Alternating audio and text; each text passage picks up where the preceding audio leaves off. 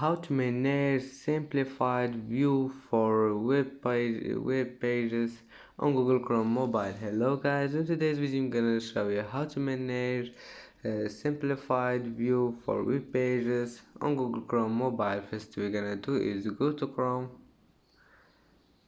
and now click these 3 points here on the top corner to go to the settings, and now you will see here settings. Click on it and then go down and you will find accessibility. Click on it, and now all you need to do is just click here if you want to turn on simplified view for web pages, or if you want to turn it off again, just click on it.